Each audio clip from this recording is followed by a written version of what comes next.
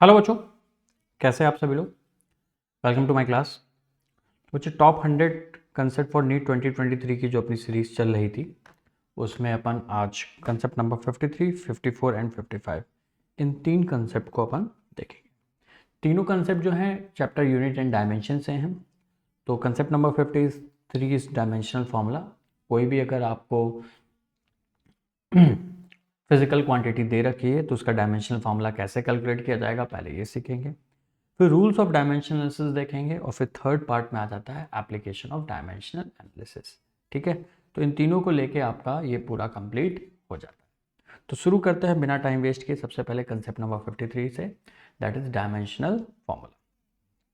शुरू किया जाए तो डायमेंशनल फार्मूला क्या होता है, किसी भी क्वांटिटी को, किसी भी फिजिकल क्वांटिटी को बेस क्वांटिटी के टर्म्स में लिखते हैं तो उस फॉर्मूले को डायमेंशनल फार्मूला कहते हैं। बेस क्वांटिटी या fundamental quantity according to SI 7 fundamental physical quantity हैं जिसके बारे में आप सभी लोग को पता है। जिसमें मैं मेजरली बात कर लूँ तो जो तीन बार बार यूज होने वाली हैं वो कौन कौन सी है, मास, लेंथ, टाइम। ठीक है, ये तो तीन बेसिक सी क्वांटिटी है जो बार बार आपको। चौथी अगर मैं बात करूं तो इलेक्ट्रिक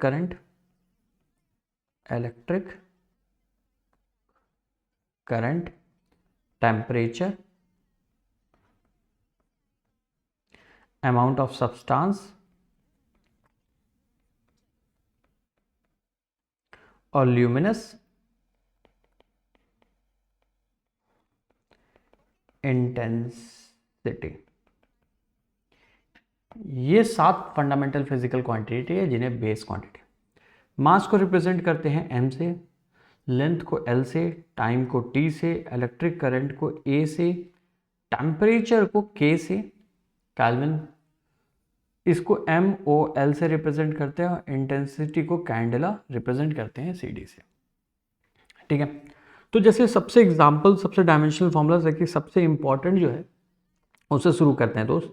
सबसे पहले बात करते हैं फोर्स की। तो फोर्स का अगर डायमेंशनल फॉर्मूला है तो सबसे पहले तो फोर्स के लिए आप फॉर्मूला देखोगे, सोचोगे क्या होता है। तो फोर्स का फॉर्मूला होता है मास इनटू एक्सेलरेशन। क्या होता है दोस्त, फोर्स का फॉर्मूला मास इनटू एक्सेलरेशन। अब अगर बच्चा पार्टी डायमेंशनल फॉर्मूला लिखना है फोर्स का तो इसे स्क्वायर ब्रैकेट में क्लोज कर देंगे। मास क्या है, बेस क्वांटिटी, फंडामेंटल क्वांटिटी है, बिल्कुल है, तो मास तो m हो जाएगा। अब तुम्हें एक्सेलरेशन के बारे में सोचना पड़ेगा कि एक्सेलरेशन का डायमेंशनल फॉर्मूला क्या लिखें। एक्सेलरेशन एक बेस क्वांटिटी नहीं है, इन 7 फंडामेंटल्स में से नहीं है, तो उसे तुम्हें तोड़ना पड़ेगा। तो एक्सेलरेशन को जब आप तोड़ोगे तो क्या आएगा बच्चा party, velocity upon time. Clear है। अब देखोगे टाइम तो फंडामेंटल है लेकिन अगेन वेलोसिटी नहीं है, तो वेलोसिटी को अगेन तोड़ लिख दोगे तो force is equal to mass. Velocity को अगेन अगर आप तोड़ोगे तो क्या होती है, डिस्टेंस अपॉन टाइम, मतलब लेंथ अपॉन टाइम। तो ये length upon time by time.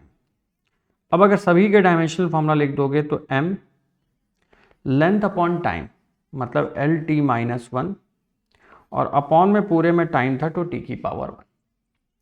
तो यहां से फोर्स का डायमेंशनल फॉर्मूला जो सॉल्व करके आ गया एम एल स्क्वायर टी की power -1, M L square T की पावर -1। ये हो गया आपका dimensional formula for the force.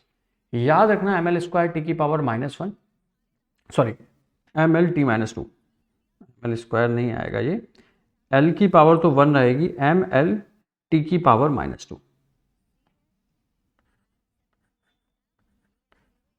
तो एम एल टी -2 ये फॉर्मूला फोर्स की डायमेंशन है, याद रखना, बिकॉज फिजिक्स के मोस्ट ऑफ द जो फॉर्मूलेज होते हैं वो फोर्स के टर्म में डिफाइन किए जाते हैं। तो किसी भी फिजिकल क्वांटिटी का अगर आपसे डायमेंशनल फॉर्मूला पूछा जाएगा इन टर्म्स ऑफ फोर्स लिख सकते हो ये। अब इसमें एक क्वेश्चन ये आता है कि भाई बताओ फोर्स की डायमेंशन मास में क्या है।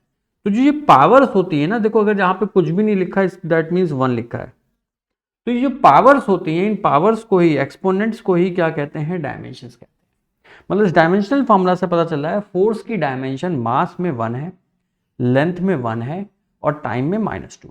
अगर तुमसे पूछ दे what is the dimension of force in mass, तो तुम आंसर बोलोगे 1। Dimension of force in length, answer is 1।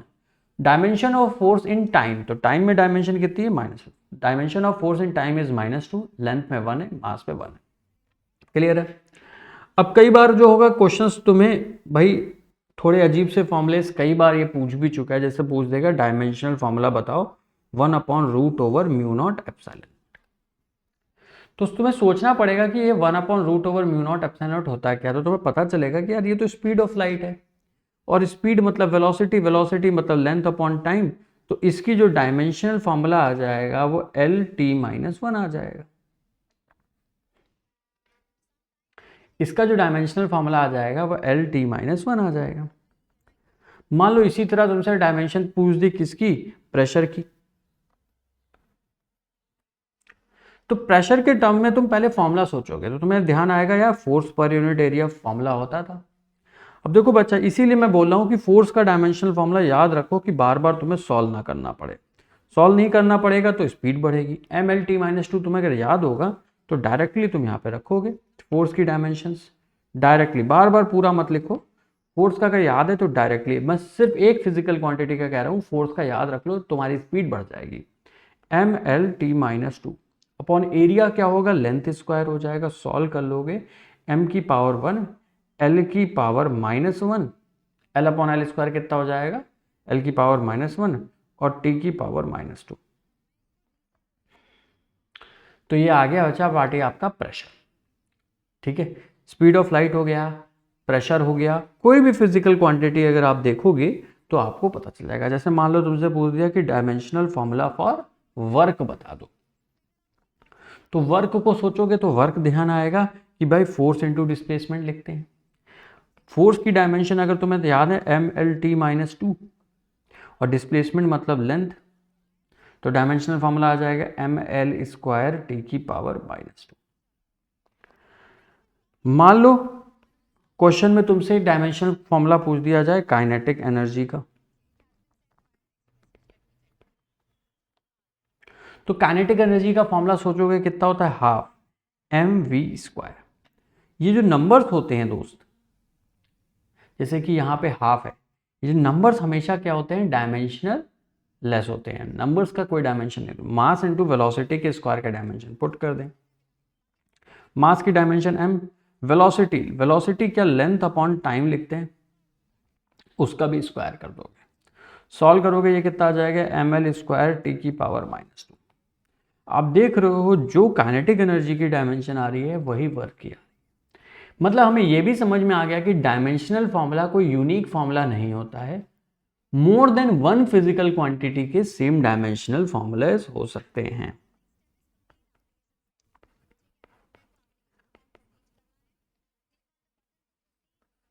More than one physical quantity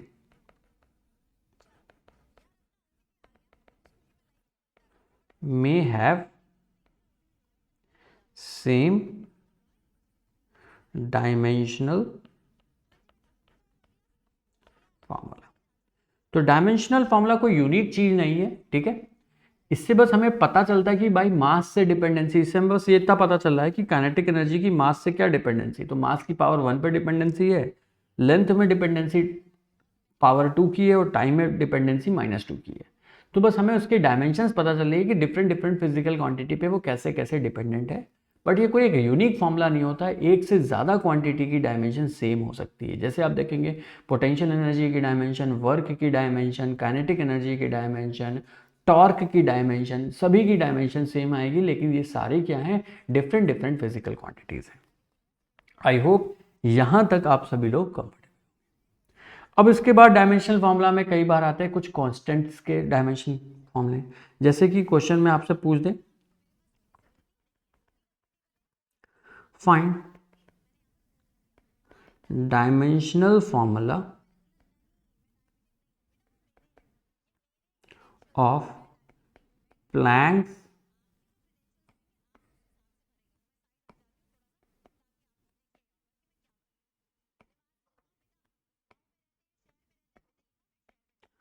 constant.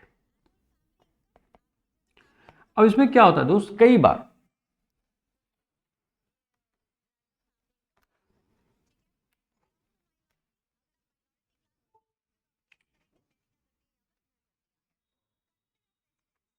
क्या हो गया भाई,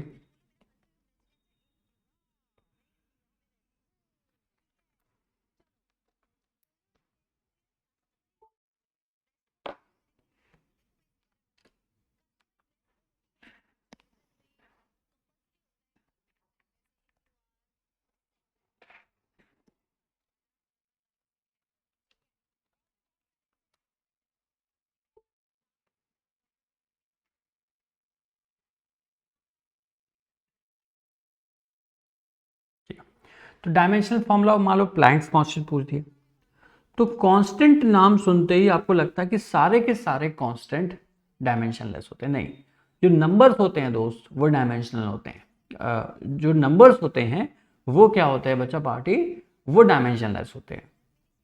बाकी के कांस्टेंट डायमेंशनलेस नहीं होते हैं, या फिर कुछ उसमें भी होते हैं तो आपको चेक करना पड़ेगा।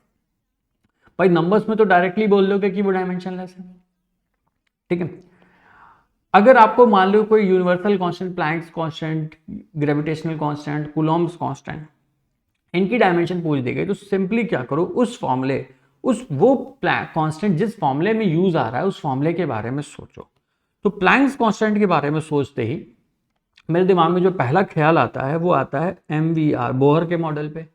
एंगुलर मोमेंटम MVR किसके बराबर होता है, n इंटू एच अपॉन 2 पाई।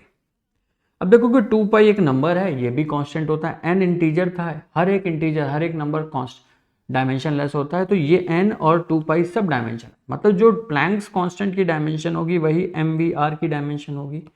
तो यहां से अपन कह सकते हैं dimension of MVR is equal to dimension of M, V और R। अब अगर मास m है, वेलोसिटी को क्या लिख दोगे, लेंथ अपॉन टाइम लिख दोगे, और r क्या होती है, रेडियस, रेडियस भी लेंथ के टर्म में ही नापते हैं।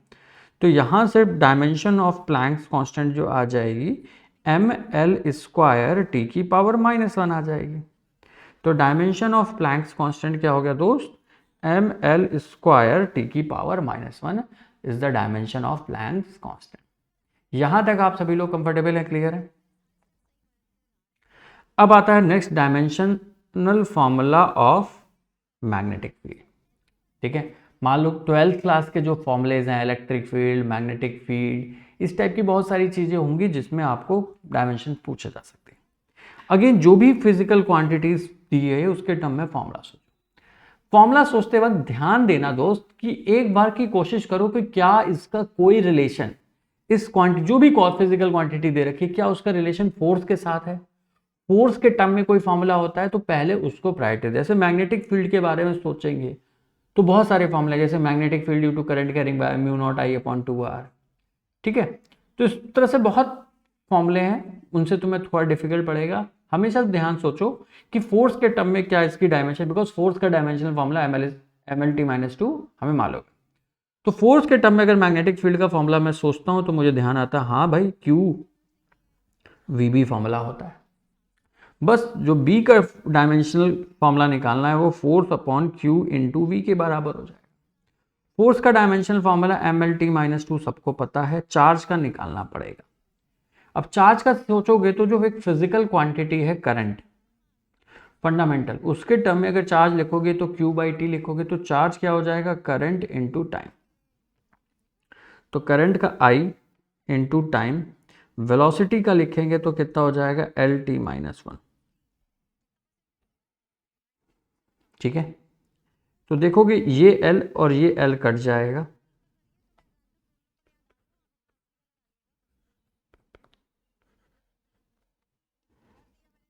ठीक है। ये टाइम को अगर T लिख देते हो, ये T की पावर -1 ये भी कट जाएगा, M ये ऊपर चला जाएगा। चलो लेंथ नहीं है तो लेंथ की पावर 0 लिख देंगे, और T की पावर -2 हो जाएगा, और एम्पियर इनवर्स हो जाएगा। तो ये आ गया आपका डायमेंशनल फॉर्मूला फॉर मैग्नेटिक। तो मैग्नेटिक फील्ड की डायमेंशन मास में 1 होती है, लेंथ में 0 होती है, टाइम में -2 होती है, और करंट में -1 होती है। आई होप यहाँ तक आप सभी लोग 100% 100% कंफर्टेबल होंगे, क्लियर होंगे। तो dimensional formula for magnetic field clear. तो ये डायमेंशनल फार्मूले की बात हो गई। अब आते हैं बच्चा पार्टी, अपन ने यहाँ तक की सारी बातें कर ली, तो अपन का कंसेप्ट 53 डायमेंशनल फार्मूलाज क्लियर हो चुका है। अब बात करते हैं कंसेप्ट 54 की, that is rules for dimensional analysis, और फिर एप्लीकेशन की बात करेंगे।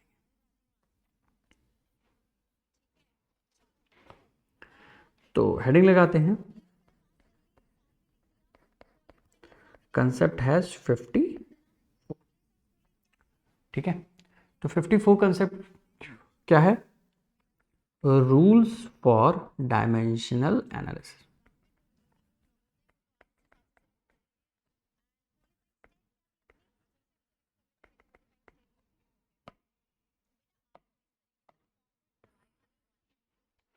देखा जाए क्या क्या रूल्स होते हैं। तो देखो बच्चा पार्टी, कुछ फंडामेंटल रूल्स हैं, वो मैं तुम्हारे सामने लिख दे रहा। First,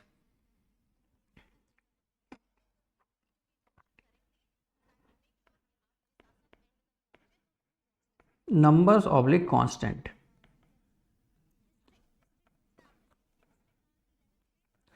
are dimensionless। जितने भी नंबर होते हैं, कांस्टेंट मत लिखो बिकॉज कांस्टेंट में तुम शायद कंफ्यूज हो जाओ कि लिखे रहने दो। नंबर्स या फिर क्वेश्चन में लिख दिया ना कि एक डायमेंशनलेस कांस्टेंट है,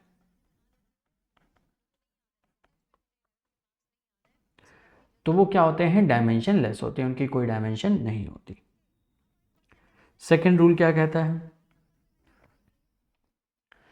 सेकेंड रूल कहता है टू क्वांटिटीज, या फिर ऐसे लिखो, if x is equal to Y plus Z. Second rule ये कहता है, प्रिंसिपल ऑफ होमोजेनिटी कहते हैं, प्लस या माइनस दोनों में से कुछ भी हो, तो x is equal to Y plus minus Z अगर ऐसा है, देन डायमेंशन ऑफ x, ये जो क्वांटिटी x है, इसकी जो डायमेंशन होगी वो डायमेंशन ऑफ y के बराबर होगी, और वही डायमेंशन ऑफ z की होगी। या फिर इसे इन शॉर्ट फॉर्म लिखूं तो लिखूं टू फिजिकल क्वांटिटी, दो physical quantities can be added और subtracted only if they have same dimensions। दो फिजिकल क्वांटिटी को तभी ऐड या सब्ट्रैक्ट किया जा सकता है जब उनकी डायमेंशंस क्या हो? सेम। ये बात सभी लोग को क्लियर हुई दोस्त?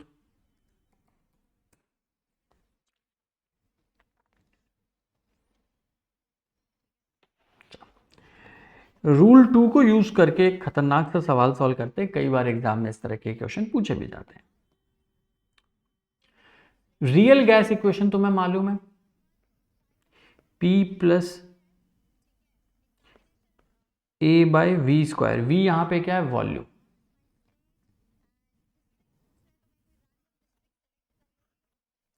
Into V minus b is equal to NRT होता है। क्वेश्चन आपसे पूछ दिया गया, find dimensions of A and B. A और बी, ये जो दो क्वांटिटीज हैं ए और बी, इनकी डायमेंशंस बताइए। वेयर P प्रेशर है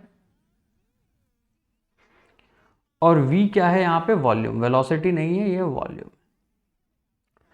तो देखो दो बच्चा पार्टी, प्रिंसिपल ऑफ होमोजेनिटी जो होती है, ये two physical quantity add be added और separate only if they have same dimension. उनकी डायमेंशन अगर सेम होगी तभी उन्हें ऐड या सेपरेट किया जा सकता है। तो क्या प्रेशर में ए बाई वी स्क्वायर को आप ऐड कर रहे हो? ए बाई वी स्क्वायर, ये पूरा टर्म क्या प्रेशर में ऐड हो रहा है? दैट मीन्स इन दोनों फिजिकल क्वांटिटी की डायमेंशंस क्या होनी चाहिए, सेम। यहां से हमें पता चलता है कि प्रेशर की dimension A by V volume का स्क्वायर के डायमेंशन के बराबर होगा। तो यहां से अगर मैं सॉल्व करूं तो A की जो डायमेंशन होगी वो प्रेशर इनटू वॉल्यूम का स्क्वायर होगी। प्रेशर की बात करूं तो फोर्स पर यूनिट एरिया होगा।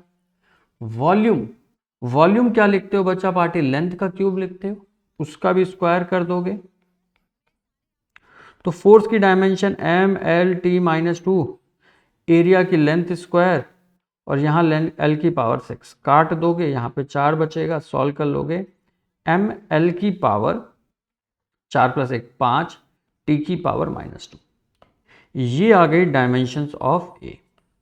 आई होप आप सभी लोग बिल्कुल कंफर्टेबल होंगे, क्लियर होंगे, बात भी मेरी समझ में आ गई होगी।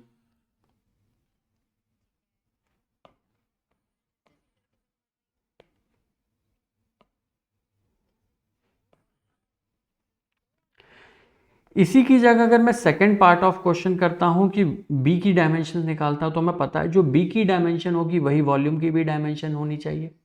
बी और वी की डायमेंशंस क्या होनी चाहिए, सेम होनी चाहिए। बी, और इस फॉर्मूले से पता चला वॉल्यूम में बी को माइनस कर रहे हो, मतलब जो बी की डायमेंशन होगी वही वी की होगी। तो हमें पता चलता है dimensional formula of B is equal to dimensional formula of volume. तो बी की डायमेंशन क्या हो जाएगा, L³ हो जाएगा। ठीक है, तो यहां से बात करते हैं m की पावर 0, L की पावर 0, T की पावर 0 लिख दो। भाई अगर मास और टाइम में डिपेंडेंसी नहीं आ रही तो डिपेंडेंसी कितनी है, 0 की डिपेंडेंसी है। तो ये आपका डायमेंशनल फॉर्मूला ऑफ बी आ गया, ये आ गया डायमेंशनल फॉर्मूला ऑफ ए। तो इस तरीके से क्वेश्चंस पूछे जाते हैं इस रूल पे। तो तुम्हें ढूंढना होगा कोई भी दो फिजिकल क्वांटिटी को ऐड या सब्ट्रैक्ट करोगे तो वो क्या होगा बच्चा पार्टी, डायमेंशन, या सॉरी ऐड या सब्ट्रैक्ट करोगे तो तभी ऐड या सब्ट्रैक्ट कर सकते हो जब उनकी डायमेंशंस क्या हो, सेम हो, जब उनकी डायमेंशन सेम हो। अगर x को y और z में डायमेंशन, x को y और z में अगर ऐड कर रहे हो तो डायमेंशनल फॉर्मूला जो x का होगा वही y का होगा और वही z का होगा और वही y + z का भी होगा, मतलब y + z का ही तो डायमेंशन x आ रहा है। तो x की डायमेंशनल फॉर्मूला y और के बराबर भी होगी और z प्लस नहीं आएगा, सॉरी यहाँ पे इक्वल टू आएगा। जो x का डायमेंशनल फॉर्मूला होगा वही y का डायमेंशनल फॉर्मूला होगा और वही z का, प्लस नहीं आता है यहाँ पे। जो x का डायमेंशनल फॉर्मूला है इस क्वांटिटी का वही y का भी डायमेंशनल फॉर्मूला है और वही z का भी डायमेंशनल फॉर्मूला। तुम चाहे ऐड करो चाहे सब्ट्रैक्ट करो, दो क्वांटिटी ऐड या सब्ट्रैक्ट तभी हो सकती हैं जब उनके डायमेंशनल फॉर्मूलाज क्या हो, सेम हो, और वही रिजल्टेंट के डायमेंशनल फॉर्मूला के भी बराबर होता है। ये करेक्ट कर लेना। चलो अब आते हैं रूल 3 पे। रूल 3 क्या कहता है,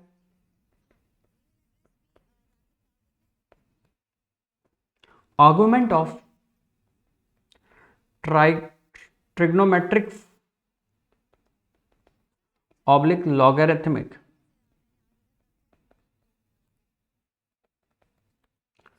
functions are dimensionless। कोई भी ट्रिग्नोमेट्रिक फंक्शन या लॉगरिथमिक फंक्शन होगा तो उसका जो आर्ग्यूमेंट होगा वो डायमेंशन होगा। आर्ग्यूमेंट मतलब कोई भी एक रैंडम सेट तुम ट्रिग्नोमेट्रिक फंक्शन जैसे कॉस फंक्शन ले लिया, तो कॉस के अंदर ब्रैकेट में जो कोई भी सामग्री रखी होगी यहाँ पे जो भी कुछ भी ब्रैकेट में रखा हो तो ब्रैकेट के अंदर का सामान जो होगा वो कैसा होगा, डायमेंशनलेस।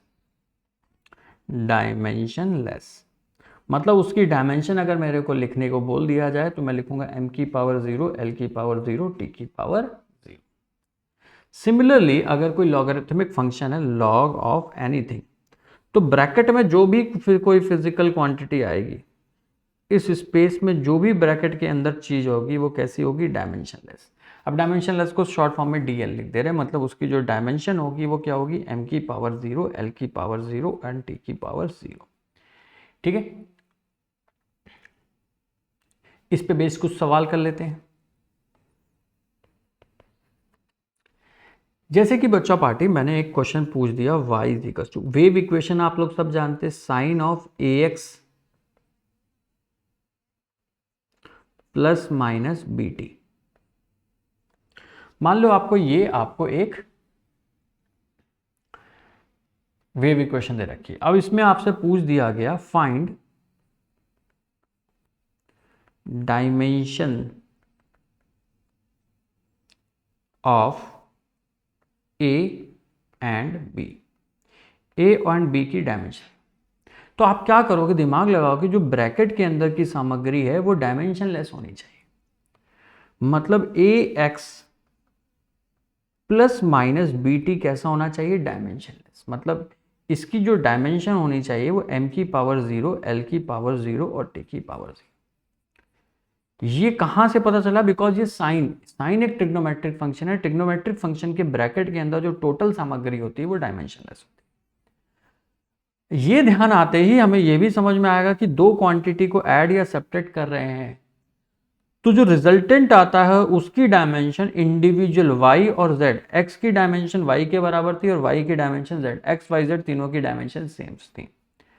तो अगर बच्चा पार्टी इन दोनों क्वांटिटी का सम या डिफरेंस डायमेंशन लेस आ रहा है तो ये इंडिविजुअली भी डायमेंशन लेस होगी और ये इंडिविजुअली भी डायमेंशन। भाई क्या मैंने बताया था प्रिंसिपल ऑफ होमोजेनिटी, इस टर्म की डायमेंशन इसके बराबर इसके बराबर दोनों के बराबर, मतलब ये भी डायमेंशन लेस होगी, इसकी भी डायमेंशन ये m की पावर 0, l की पावर 0, t की पावर 0 होगी और bt। तो यहां से मैं समझ में आ गया a इंटू एक्स कैसा होगा, डायमेंशन लेस, मतलब उसकी डायमेंशन m की पावर 0, l की पावर 0, t की। तो a की डायमेंशन जो हो जाएगी m की पावर 0, l की पावर 0, t की पावर 0, x को नीचे उतारो, x क्या होता है लेंथ, तो ये l 1/l आ जाएगा, तो ऊपर जाएगा m की पावर 0, l की पावर -1, t की पावर 0। तो ये आपका क्या हो जाएगा बच्चा पार्टी, डायमेंशन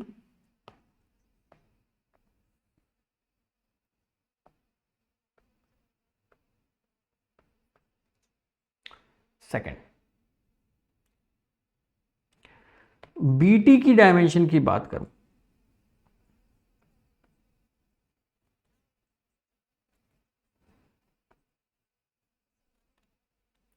तो बीटी की डायमेंशन m की पावर 0, l की पावर 0, t की पावर 0 डायमेंशन लेस होता है। तो b की डायमेंशन जो हो जाएगी m की पावर 0, l की पावर 0, t की पावर 0 अपॉन टाइम हो जाएगा। तो b की डायमेंशन m की पावर 0, l की पावर 0, t की पावर -1।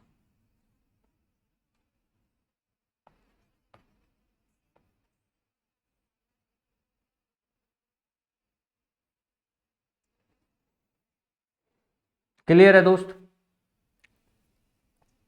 तो इस तरीके से आप इसका यूज कर सकते हैं। एक सवाल और कर लेते हैं दोस्त।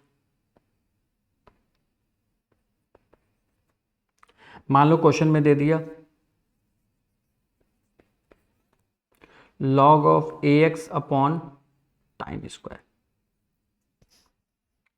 ठीक है, इज इक्वल टू लेट से कुछ भी, कोई भी एक फिजिकल क्वांटिटी है, कुछ भी है, ठीक है, is equal to Y.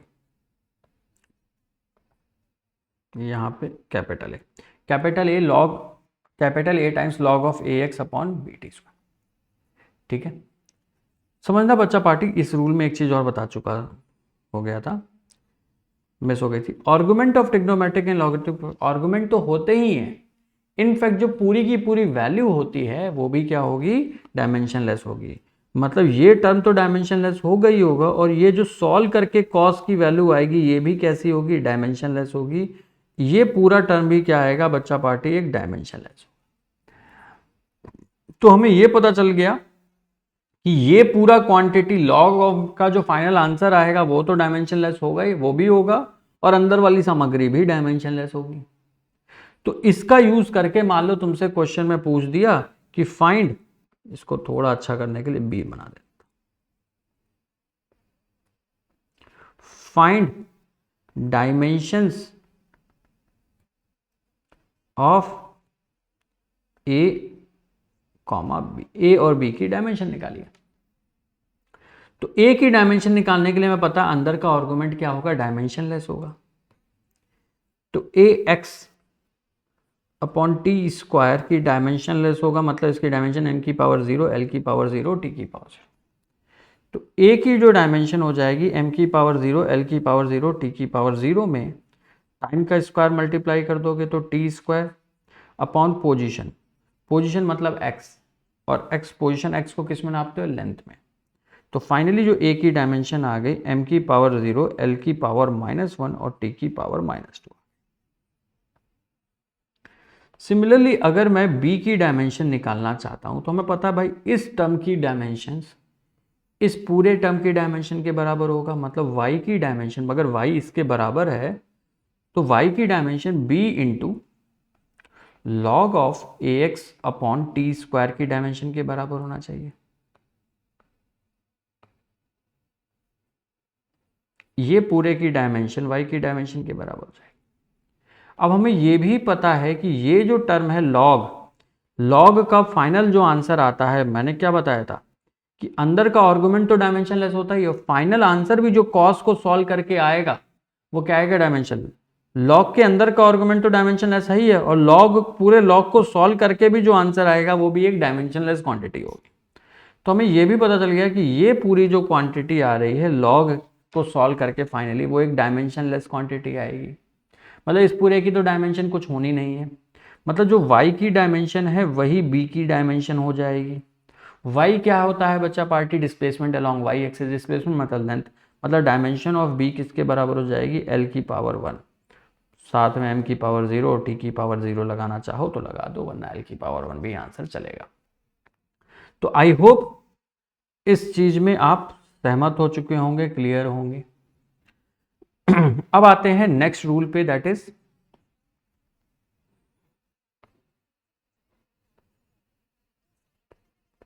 Rule 4।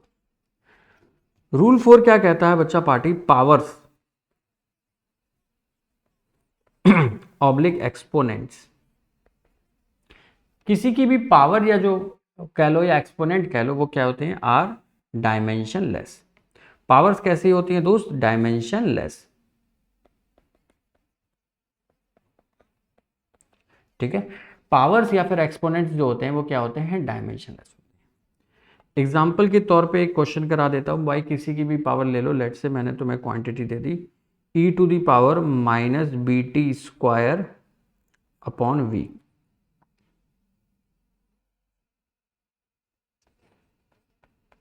Is equal to K दे रखा है।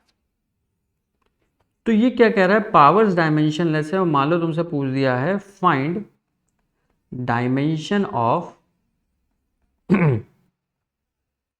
बी। तो पावर्स डायमेंशन लेस होते हैं, मतलब ये जो फिजिकल क्वांटिटी बन के आ रही है ये पूरा कैसा होगा, पावर है तो डायमेंशन लेस होगा। यहां पे मैं ये भी बता दूं टी टाइम है क्वेश्चन में, और नीचे जो v है वो क्या दे रखा है अपन ने, वेलोसिटी दे रखी है। तो अगर इसे सॉल्व करने को आ जाए कि डायमेंशन ऑफ b निकालो, तो तुम्हें पता है B T square upon V dimensionless है। डायमेंशन लेस है मतलब कितनी डायमेंशन है, m की पावर 0, l की पावर 0, t की पावर 0। तो b की डायमेंशन हो जाएगी m की पावर 0, l की पावर 0, t की power 0 into velocity upon time का स्क्वायर। वेलोसिटी क्या होता है बच्चा पार्टी, एल टी -1 होता है अपॉन टाइम का स्क्वायर, बाकी टर्म तो ये 0 ही था। तो सॉल्व करोगे तो जो b की डायमेंशन हो जाएगी वो m की पावर 0, l की पावर 1, t की पावर -3।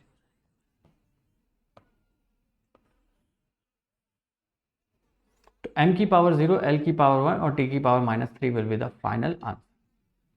क्लियर है?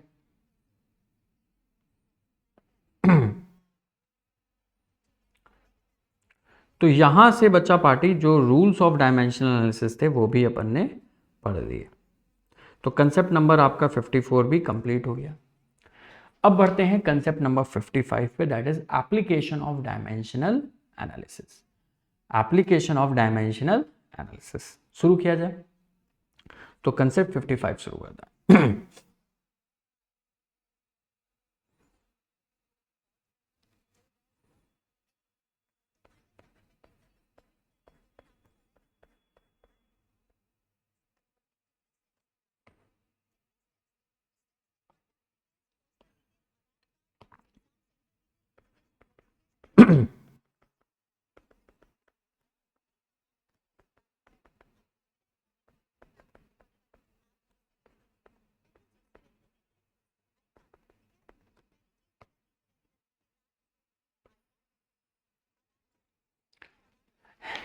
एप्लीकेशन ऑफ, तो बच्चा पार्टी देखो 3 एप्लीकेशंस होते हैं।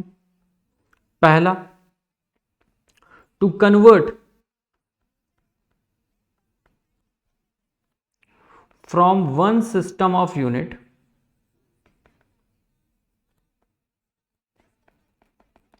To another. मतलब मान लो एनर्जी की वैल्यू जूल में दे रखी है, तुम्हें अर्ग्स में चाहिए। वेलोसिटी की वैल्यू मीटर पर सेकंड में दे रखी है, तुम्हें सेंटीमीटर, उसके सीजीएस इक्विवेलेंट सेंटीमीटर पर सेकंड में चाहिए, या किसी भी नए सिस्टम ऑफ यूनिट्स में तुम्हें चाहिए। तो एक सिस्टम ऑफ यूनिट से दूसरे सिस्टम ऑफ यूनिट में कन्वर्ट करने के लिए आप इसका यूज कर सकते हैं। तो जब आप ऐसा करते हैं तो N1 that is numerical value in first unit, N1 U1 is equal to N2 U2 के बराबर होगा, जो कि कांस्टेंट होता है। इस फॉर्मूले का यूज करके अपन यहां पे कन्वर्जन की बात कर लेते। तो पहला एप्लीकेशन आता है कन्वर्जन ऑफ यूनिट्स में। क्या आता है? कन्वर्जन ऑफ यूनिट में, मतलब वन सिस्टम ऑफ यूनिट से अनदर सिस्टम ऑफ यूनिट में किसी फिजिकल क्वांटिटी को या किसी मेजरमेंट को चेंज करना है तो आप यूज करते हैं। अब इसका एक एग्जांपल ले लेते हैं, आपको समझ में आ जाएगा। जैसे कि क्वेश्चन में दे रखा है कि 1 newton SI unit of force को आपको डाइन्स में बदलना है, जो कि सीजीएस यूनिट ऑफ फोर्स है। ठीक है। और दूसरा क्वेश्चन ये है कि convert 10 to the power 5 joule per metre square into dynes per, मतलब 2 क्वेश्चंस हैं।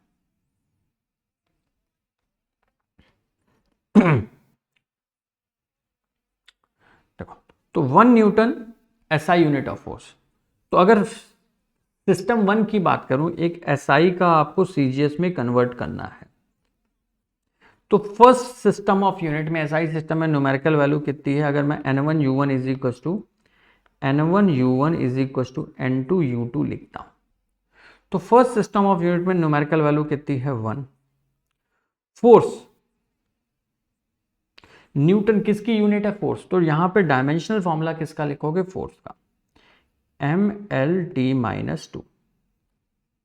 न्यूमेरिकल वैल्यू सेकेंड यूनिट में CGS में कितनी होगी? फाइंड करनी है। U2, इसमें देखो डायमेंशनल फॉर्मूला किसी भी सिस्टम ऑफ यूनिट में चले जाओ, यूनिट्स चेंज होती हैं लेकिन डायमेंशंस चेंज नहीं होती। बस इसी बात का फायदा करेंगे, यहाँ पे भी MLT-2 रहेगी। बस ध्यान रखेंगे कि यहाँ पे M की जगह M डैश, L की जगह L डैश, T डैश। ये डैश क्यों लगाया? ताकि अपन डिफ्रेंशिएट कर सके इसमें और इसमें, दोनों वाला। यहां से N2 लिख लोगे 1 टाइम्स बाय डिवाइड कर दोगे, ये टर्म्स पूरे इधर भेज दोगे, तो M अपॉन M1 आ जाएगा, is equal two multiplied by L upon L1 आ जाएगा, और टाइम की जगह T अपॉन T1 आ जाएगा।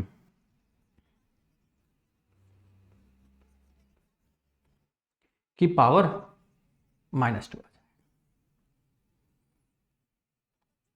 क्लियर है दोस्त?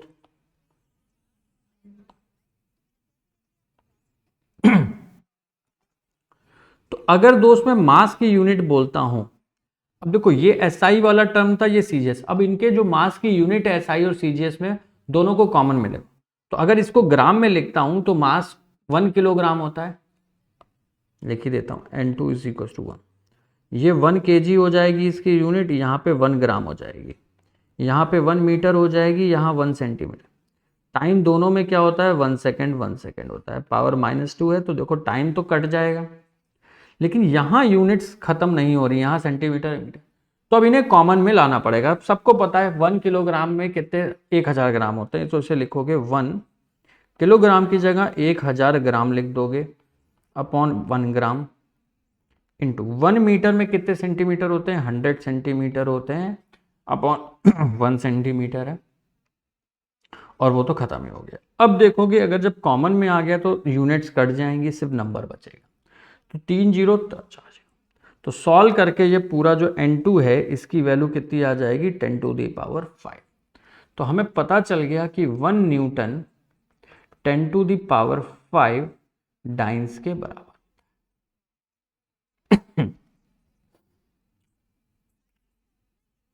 यहां तक आप सभी लोग कंफर्टेबल हैं, क्लियर है?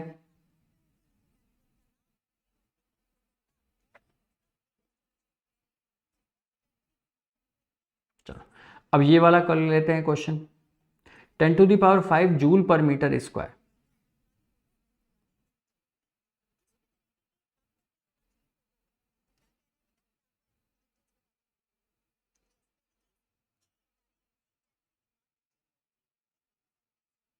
नहीं, ये गलत बात लिखी है।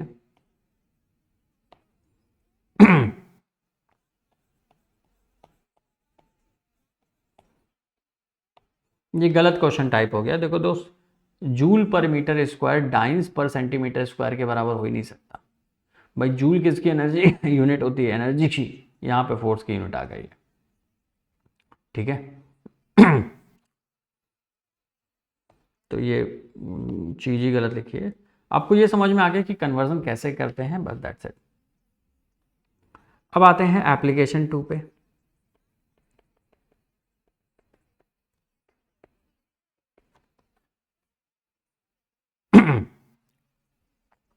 एप्लीकेशन 2 क्या होती है? To check dimensional correctness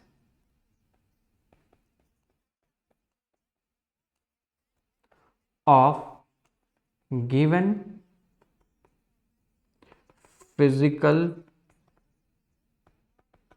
quantity. Dimensional correctness किसी भी फिजिकल गिवन फिजिकल क्वांटिटी की डायमेंशनल करेक्टनेस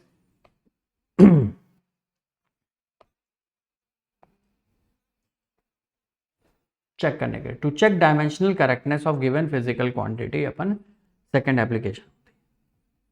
ये बेसिकली जो अपन ने रूल 2 पढ़ा था वही है, तो इसमें कुछ भी पढ़ना नहीं है। जो अपन ने रूल 2 पढ़ा था प्रिंसिपल ऑफ होमोजेनिटी, वो यही है कि कोई भी दो क्वांटिटी को, देखो मल्टीप्लाई डिवाइड अपने मन से कभी भी करो, मल्टीप्लीकेशन डिवीजन ऑलवेज एप्लीकेबल है, बट किसी भी दो फिजिकल क्वांटिटी को अगर आप ऐड या सब्ट्रैक्ट कर रहे हैं तो सभी टर्म्स की डायमेंशन सेम होनी चाहिए। मतलब डायमेंशन ऑफ एक्स जो आएगा, मतलब y प्लस जेड या y माइनस जेड का जो रिजल्ट आ रहा है उसकी डायमेंशन इंडिविजुअली y की डायमेंशन और z की डायमेंशन दोनों के बराबर।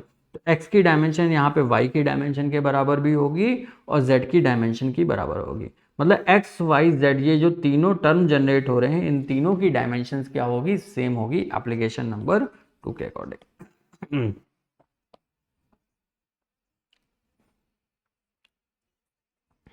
क्लियर है? जैसे कि एग्जाम्पल के तौर पे आप चेक कर सकते हैं S is equal to U T plus AT square. Symbols का जो यूजुअल मीनिंग होता है वही है। S डिस्प्लेसमेंट है, U इनिशियल वेलोसिटी है, T टाइम है, A एक्सेलेरेशन है। अगर डायमेंशनली चेक करोगे तो S की डायमेंशन कितनी आ जाएगी? L। U वेलोसिटी की क्या होती है? L upon T into T लिख दोगे, प्लस प्लस नहीं, तो सभी टर्म की डायमेंशन सेम होनी चाहिए, ऐसा रूल 2 कहता है। तो इसकी डायमेंशन AT स्क्वायर के बराबर होनी चाहिए। एक्सेलरेशन क्या होता है? वेलोसिटी अपॉन टाइम, मतलब लेंथ अपॉन टाइम का स्क्वायर इंटू टाइम स्क्वायर पहले से था, कर दोगे तो आप देखोगे क्या ये कट गया। तो हाँ, ये इक्वेशन सॉल्व करके आ गई। दिस इक्वेशन इज, यहां से चेक कर सकते हो, इक्वेशन इज डायमेंशनली करेक्ट। तो ये बात तो हमें पता चल गया कि ये इक्वेशन डायमेंशनली करेक्ट है और कौन सी इनकरेक्ट है वो आप पहचान लोगे। लेकिन डायमेंशनल करेक्टनेस से ये आप 100% श्योर नहीं कह सकते कि वो इक्वेशन सच में सही है, बिकॉज हम सबको पता है सेकेंड इक्वेशन ऑफ मोशन में हाफ आता है। तो ये टेक्निकली तो गलत है लेकिन डायमेंशनली सही है। तो यहां से आपका एक नोट बनता है, dimensionally incorrect equation must be incorrect. बहुत इंपॉर्टेंट नोट है दोस्त, कोई भी इक्वेशन अगर डायमेंशनली गलत है तो वो 100% श्योरिटी है कि वो गलत है। Dimensionally incorrect equation must be incorrect. वही बच्चा पार्टी डायमेंशनली करेक्ट इक्वेशन, कोई चीज अगर डायमेंशनली सही है, correct equation may be correct.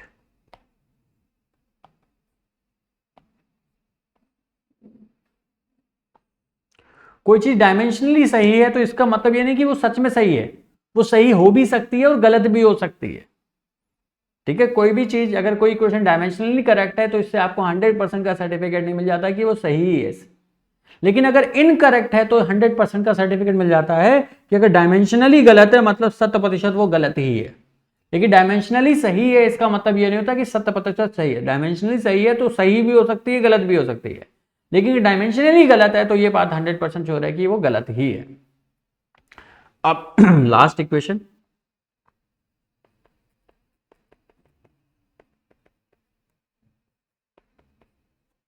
Application 3, to deduce the formula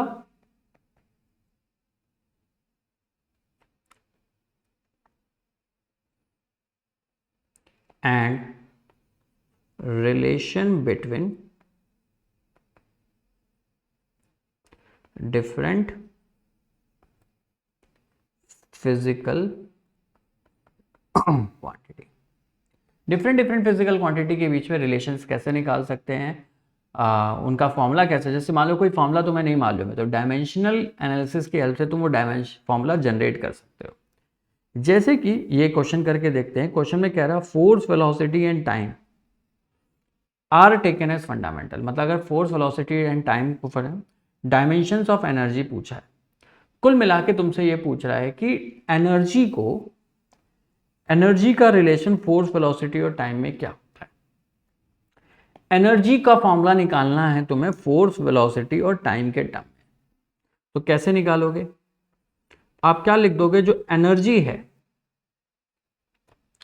तुम उसे लिख दोगे, तुम्हें नहीं पता कि फोर्स पे कैसे डिपेंडेंसी है, वेलोसिटी पे कैसे डिपेंडेंसी है, टाइम पे कैसे डिपेंडेंसी है, तो तुम लिख दोगे जो एनर्जी है आपकी E वो फोर्स की पावर A, वेलोसिटी की पावर B और टाइम की पावर C। हर एक क्वेश्चन में यही करना है और ये प्रोपोर्शनैलिटी लगा दोगे। तुम्हें फोर्स पे क्या डिपेंडेंसी है, क्या नंबर है, पावर है नहीं पता, वेलोसिटी पे क्या है नहीं मालूम, तो ए बी सी तुमने 3 डिफरेंट कांस्टेंट मान लिए, ए बी सी, फोर्स की पावर ए, वेलोसिटी की पावर बी और टाइम की पावर सी के टर्म में आपने एनर्जी को लिख दिया। अगर प्रोपोर्शनैलिटी का कांस्टेंट हटाएंगे तो मान लो कोई कांस्टेंट आ गया के इंटू एफ की पावर ए, वेलोसिटी की power B into time. Proportionality हटाने के लिए जो यहाँ पे कांस्टेंट आ रहा है, ये कांस्टेंट कैसा होता है, डायमेंशनलेस होता है। अब हमें पता चल गया कि भाई जो एनर्जी की डायमेंशनल एनालिसिस यूज करें तो भाई ये इसकी डायमेंशन इक्वलिटी के इधर जो टर्म है इनकी डायमेंशन के बराबर होगा। फोर्स की डायमेंशन सबको पता है, एम एल टी माइनस 2 की पावर ए, वेलोसिटी की डायमेंशन एल टी माइनस 1 की पावर बी और टाइम की डायमेंशन तो टाइम ही होता है टी। सॉल्व करोगे m, l की पावर है, पावर अंदर ले लो, ये पावर अंदर आएगी तो m की पावर a, l की पावर a, t की पावर -2a, यहाँ से l की पावर b, t की पावर -b और t की पावर c हो जाए। तो यहाँ से अगर मैं लिखूँ तो m की पावर a, लेंथ की पावर आप देखेंगे तो a प्लस b हो जाएगा और टाइम की पावर देखेंगे -2a माइनस बी प्लस सी हो जाएगा। ये किसके बराबर होना चाहिए, डायमेंशंस ऑफ एनर्जी के बराबर। एनर्जी की डायमेंशन अगर जिसको नहीं ध्यान है वो निकाल ले, ठीक है। तो एनर्जी लिखो, एनर्जी किसके बराबर होता है, वर्क के बराबर होता है। वर्क की डायमेंशन क्या होगी, फोर्स इंटू डिस्प्लेसमेंट होगी। फोर्स की एम एल टी माइनस 2 होती है, डिस्प्लेसमेंट लेंथ होता है, तो ये एम एल स्क्वायर टी की पावर -2 होगी, पुट कर दो। तो एनर्जी की डायमेंशन जब आप पुट करोगे ml² टी की पावर -। अब जो भी पावर्स हैं वो इक्वेट कर दो, यहां पावर 1 है ना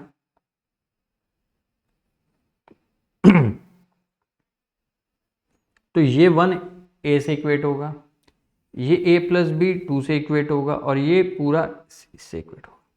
तो अगर पावर्स को मैं कंपेयर करता हूं तो दोस्त मैं डायरेक्टली लिख दूंगा यहां पे कि a की वैल्यू 1 होगी, कॉमा a+b। अगर लेंथ की पावर को कंपेयर करूंगा, यहां 2 है, यहां a+b है, तो a+b = 2 होगा। तो a की वैल्यू 1 है तो b की वैल्यू भी क्या हो जाएगी, 1 हो जाएगी। अब अगर मैं ये वाली पावर्स को कंपेयर करता हूं तो दोस्त क्या हो जाएगा, -2a -b + c। इसकी वैल्यू किसके बराबर होना चाहिए, -2 के बराबर होना चाहिए। a और b की वैल्यू 1 आई थी तो -2 × 1, b की जगह 1 + c की वैल्यू -2, तो -2 - 1 + c = 2।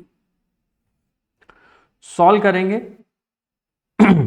तो यहां से c की वैल्यू कितनी आ जाएगी, 2 + 3 5। तो ये c की वैल्यू आ गई, ये b की वैल्यू आ गई, ये a की वैल्यू आ गई।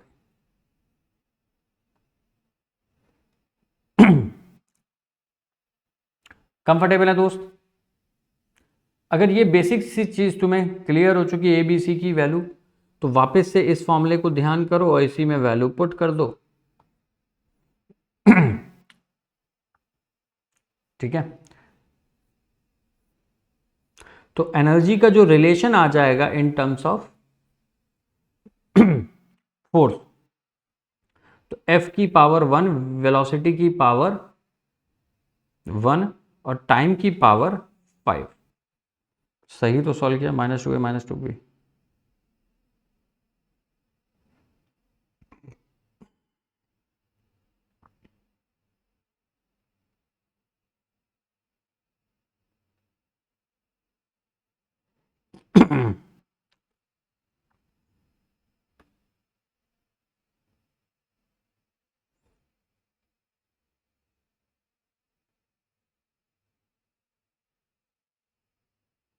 अच्छा, यहाँ पे -2 था, सॉरी। तो सॉल्व करके ये कितना आ जाएगा, प्लस का 1। C की वैल्यू सॉल्व करके कितनी आएगी, यहाँ पे 1 आएगी।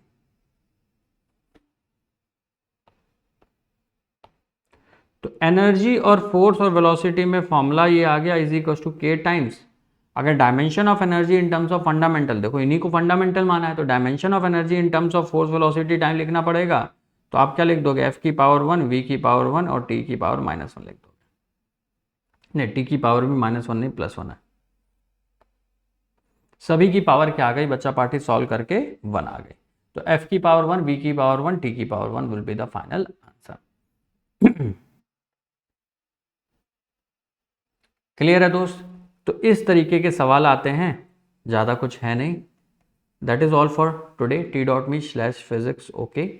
इस टेलीग्राम चैनल को ज्वाइन कर ले, यहाँ पे आपको ये जो भी नोट्स दिए हो जाएंगे। ठीक है, टाटा बाय बाय, जय हिंद, गॉड ब्लेस यू दोस्तों।